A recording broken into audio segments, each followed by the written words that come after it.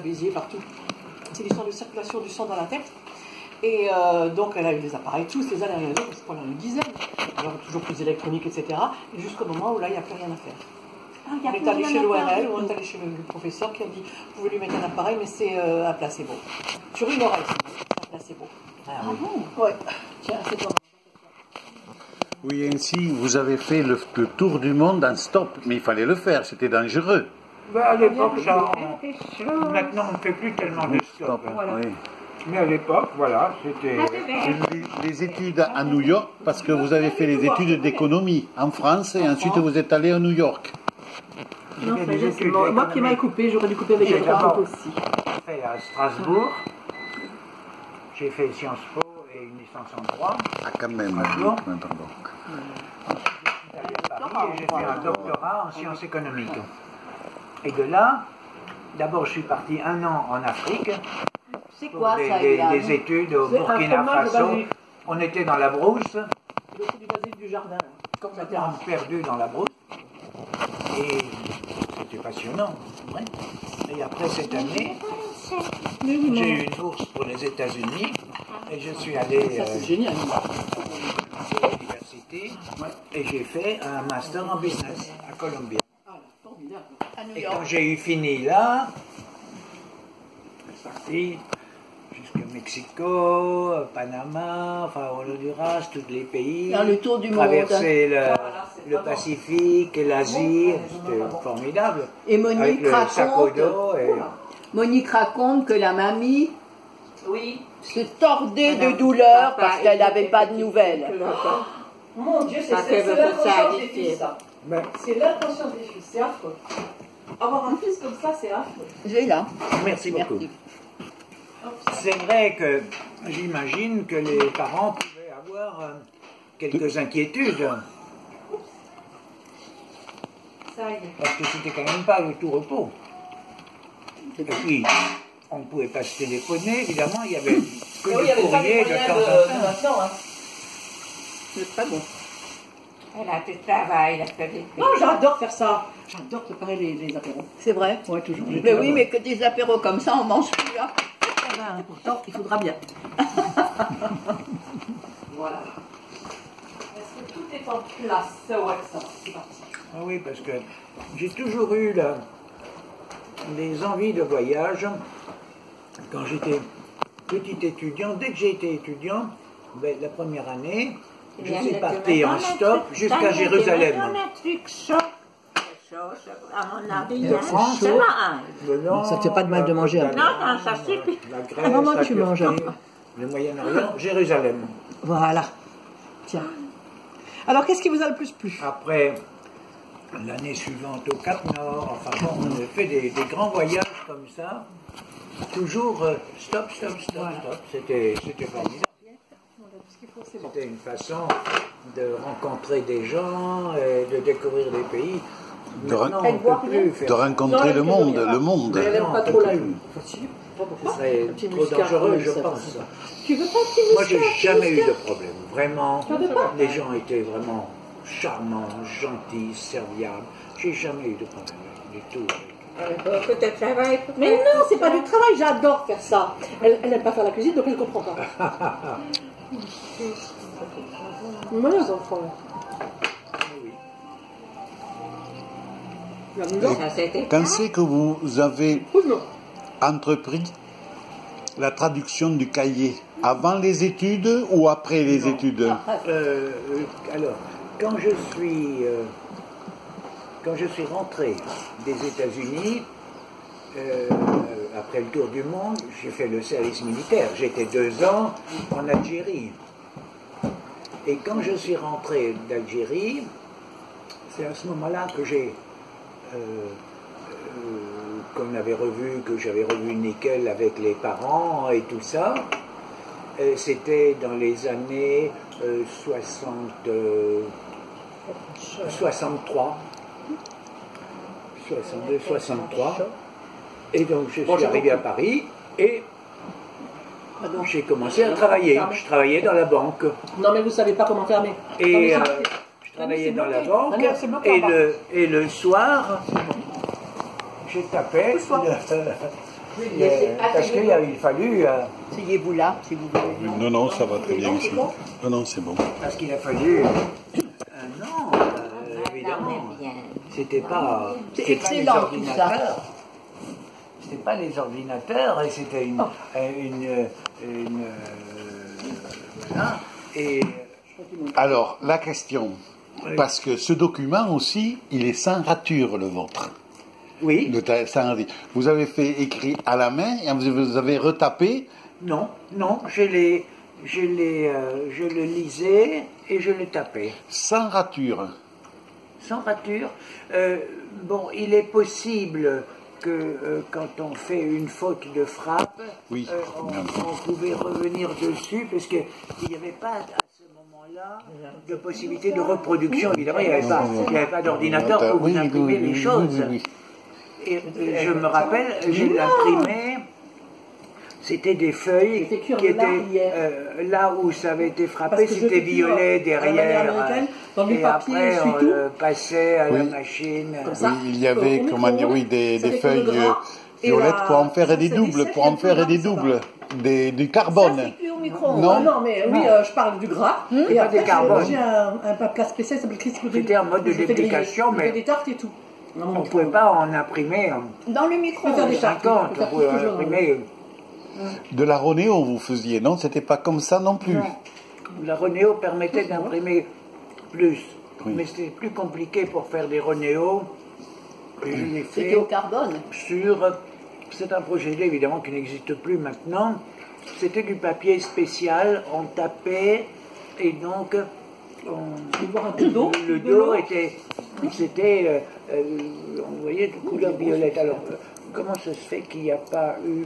J'ai dû faire des fautes de frappe. Il devait y avoir un moyen de corriger, ou alors je recommençais Au la page, papier. peut-être, je ne sais pas. Mais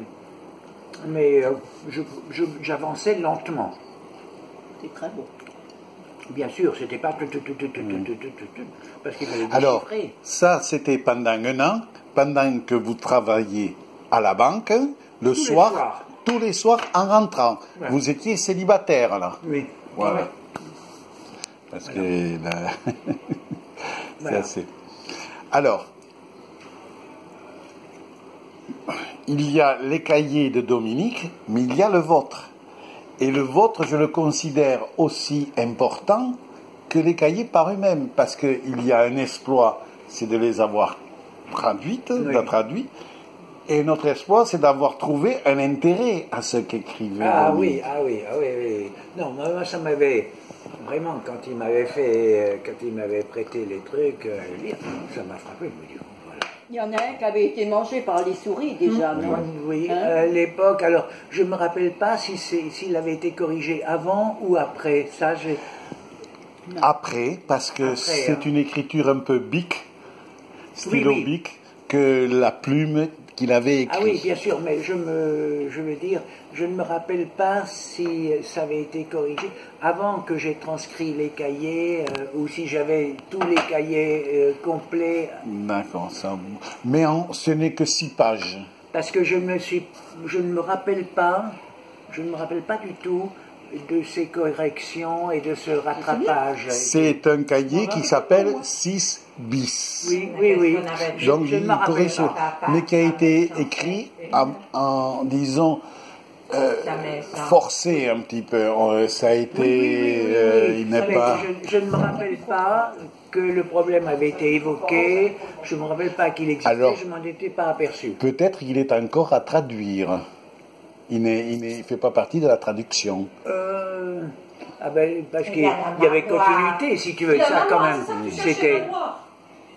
Je me serais bien aperçu s'il n'y avait pas continuité dans le récit. Dans le récit, oui. Puisque phrase par phrase, je le traduisais, donc j'aurais perçu qu'il n'y avait pas une continuité, qu'il y avait un trou.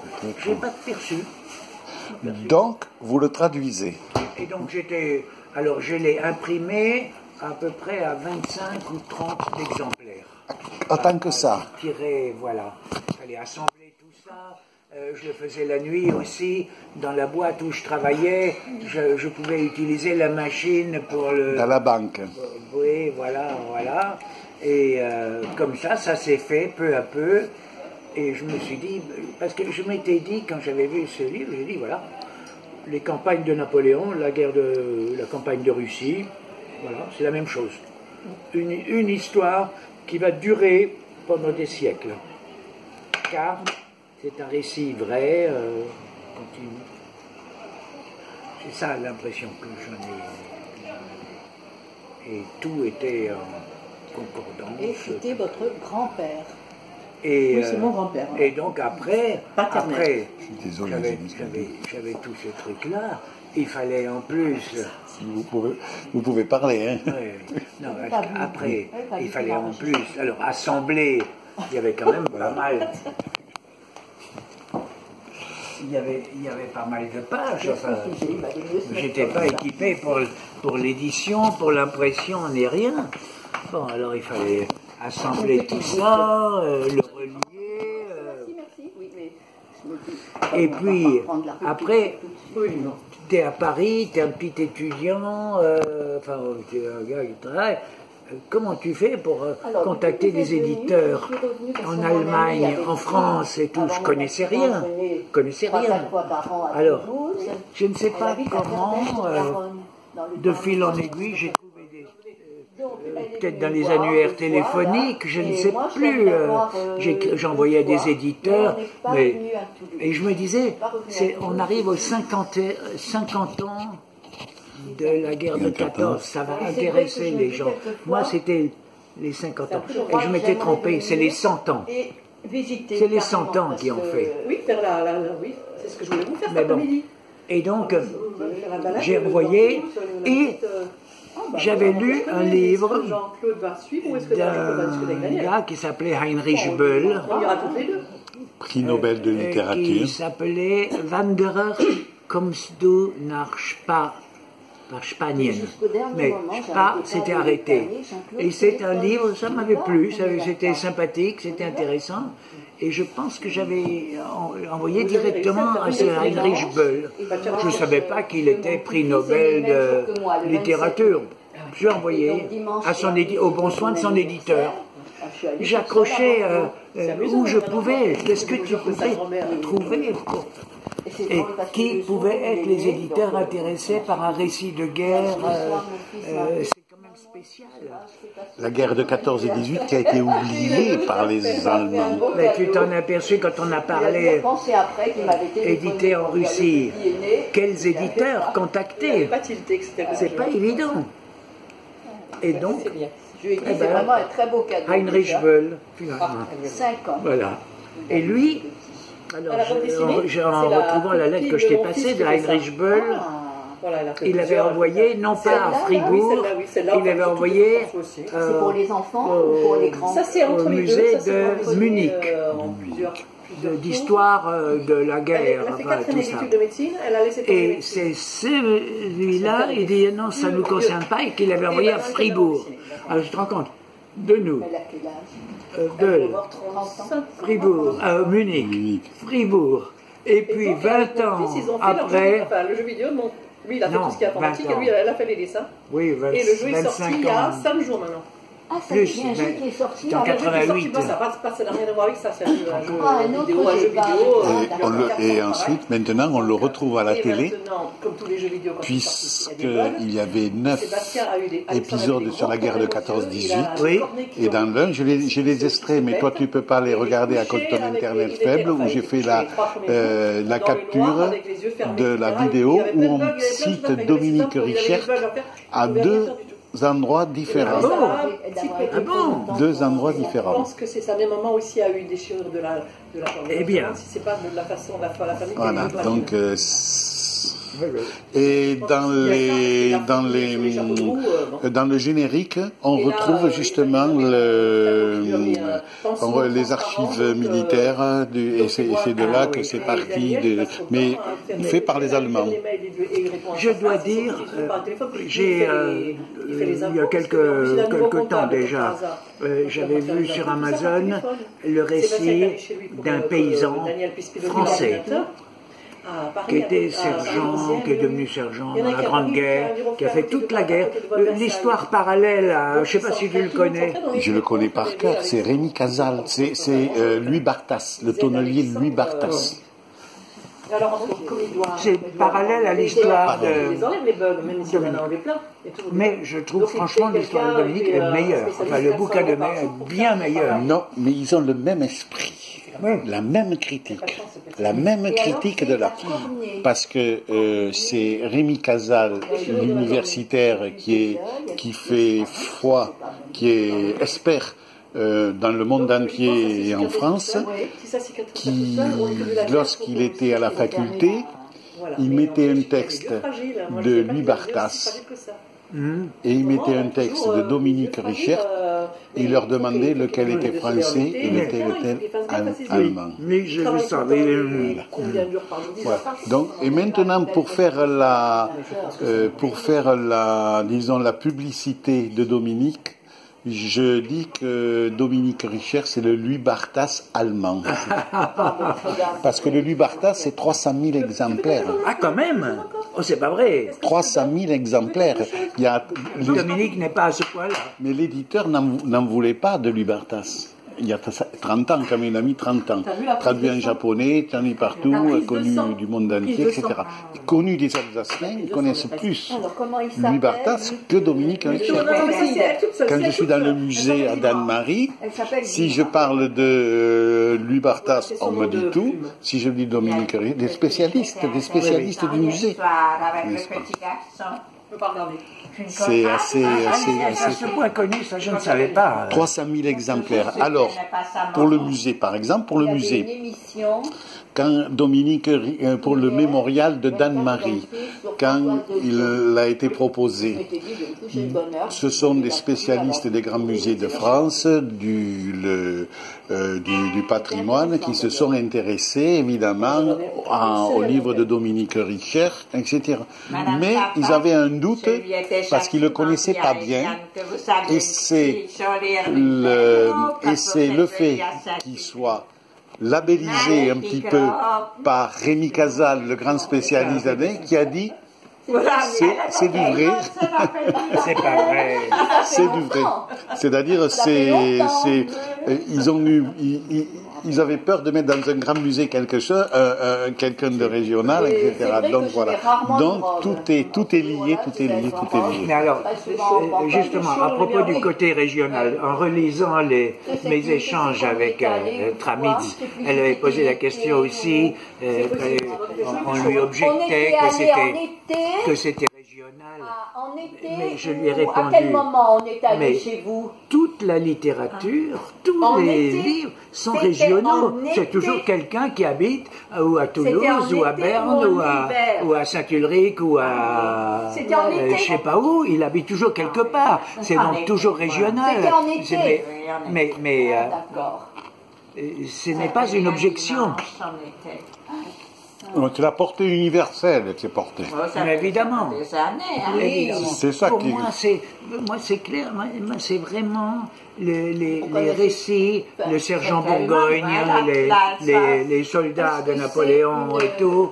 C'est la même chose. On recommence à quelques générations après. C'est ça. Alors, comment dirais-je, le combat qu'a mené cet universitaire Rémi Casal, qui habite ici à Toulouse. Il a commencé, lorsqu'il a commencé à étudier des écrits des ouvriers de Carmaux, des mineurs. Et de là, il s'est projeté sur ces lettres, ce discours des hommes de terrain. Et il est parti où l'histoire ne voulait pas considérer que le témoignage de ces hommes qui étaient au ras du combat valait autant que les grands Il est toujours. les grandes analyses historiques sur la guerre, etc.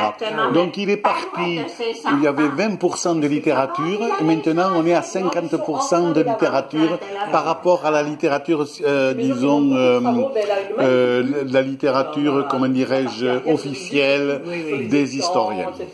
Ça a augmenté grâce à lui. Très joli la vue. Il est tout C'est vraiment près de la route. Donc il habite plus à Saint-Ulrich. Non, depuis au moins. C'est, le matin, ils viennent vite faire là. pour revenir, enfin, pour changer Non, c'est de des truc, femmes, des dames. la Russie, tu penses pas que ça aurait eu un intérêt Alors, C'était ça, des infirmières. mon point d'attache, mon point c'est Arfland Wiederkopf et c'est le mémorial. oui. Et de là, c'est un point d'appui. Il faut qu'il soit édité en allemand. Ah oui. Et je ne peux pas demander aux Russes d'éditer s'il n'est pas d'abord édité en allemand. Donc s'il est édité anglais, français, allemand, à ce moment-là, je peux faire une action pour la Russie. Oui. Et à ce moment-là, il vaut mieux avoir un vrai éditeur que l'auto-édition. Que de l'auto-édition, voilà. Évidemment. L'auto-édition peut aider. C'est-à-dire, si le livre est succès en auto-édition, à ce moment-là, un éditeur peut s'en emparer et peut l'éditer à son tour. C'est bien souvent des nouveaux livres qui naissent comme ça. Ils naissent par l'auto-édition et ils sont repris par les éditeurs quand l'éditeur a confiance du succès du livre. Ça, c'est la meilleure édition. Ça, il a fait du bon travail. Ah, c'est excellent. Et j'arrive. Excellent. Il y a des cartes. Il y a, bon, il y avait des. Et puis il y a le e-book aussi. Quoi? Il y a la version e-book sur Internet aussi. Et il y a sur Google Maps. Sur Google Maps aussi, on a Google Maps, on peut cliquer dessus. Il y a les photos, oui. Elle habite dans la maison. Excellent. Excellent. Et puis la qualité aussi. Et oui. J'arrive pas à le joindre. Ah, évidemment. Je n'arrive pas à le joindre. Tu n'arrives pas à le joindre?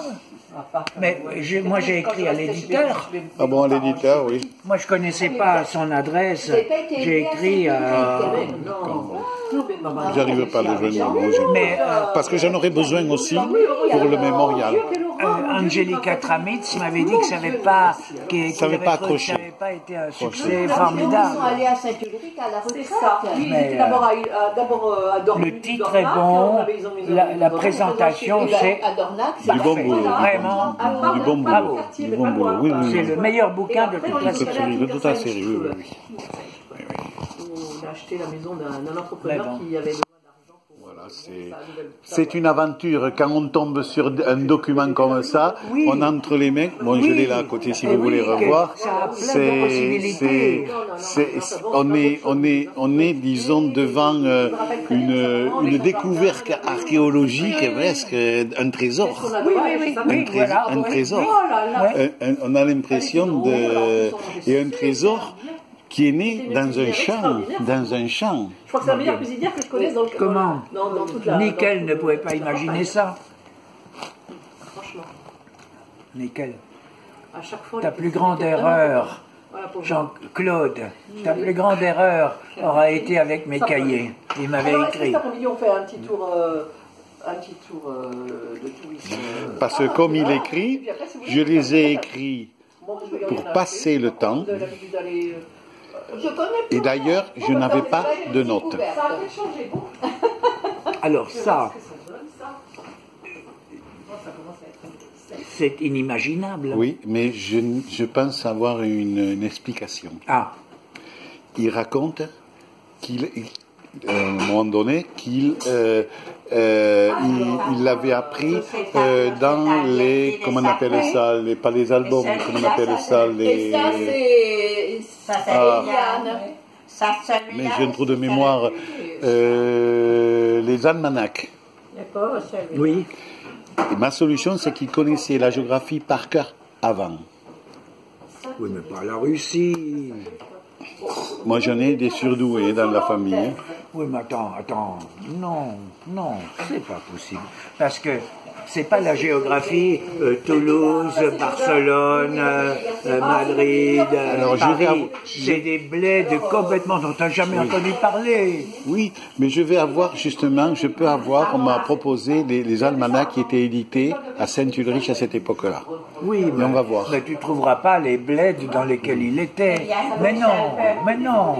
Donc il a tout mémorisé avec une carte qui devait piquer à droite et à gauche. Il devait emprunter la carte. On ne peut pas inventer les noms. Quand il est un tel village, il est là, machin, etc. Je pense que la mémoire, qu'il peut y avoir des miracles comme ça, d'une mémoire absolument... traumatisante qui... On le considérerait comme miraculeux, car pas un papier, il ne pouvait pas en avoir de papier. Et Kramitz et son pote, qui ont vérifié les dates, dans le mémorial de la guerre, enfin tout, ça collait. Et aussi, inexplicable. Et aussi le goût de connaître les gens avec qui, et les noms des gens, des officiers, des sous-officiers, des médecins, ils connaissaient un tel, etc., comme s'il avait... Et ça avait tellement incarné, ça avait été tellement... Il avait une méthode, mais qui provoquait beaucoup mais je ne connais pas, dans toute l'œuvre humaine, je ne connais pas un exemple d'une mémoire comme ça. C'est vraiment étonnant. Et je mets quelqu'un au défi de me dire une autre, parce que les almanachs ne peuvent pas avoir les blés de la côte 310 à Bruchmatch, non.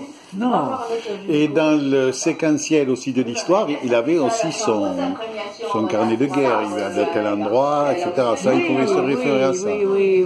Non, parce qu'il ne se trompe pas dans les dates non plus. Comment? Il ne se trompe pas dans les dates non plus. Mais non.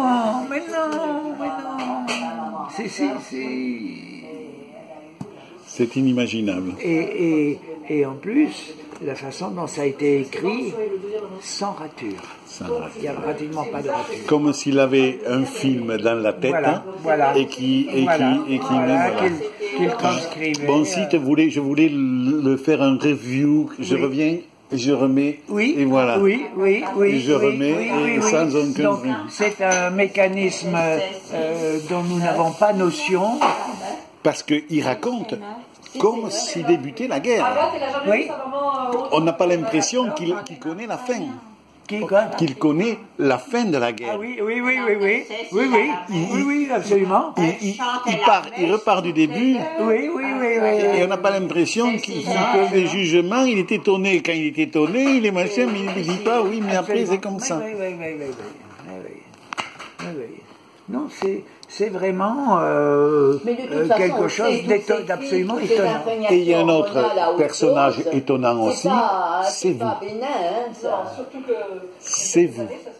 Et justement au musée, à Dan-Marie, il faudrait que vous soyez mis un peu plus en valeur. Le problème maintenant, c'est qu'il y a plus en plus de femmes qui font ça parce que cette graine, si elle a poussé, c'est parce qu'il y avait quelqu'un qui avait l'intelligence de la voir et de la traduire et de faire l'effort, parce qu'elle serait morte, ces cahiers seraient morts. Et à l'heure actuelle, plus personne... Oui, bien sûr, oui. Voilà. Oui, c'était l'occasion ou jamais... Et il fallait avoir un talent.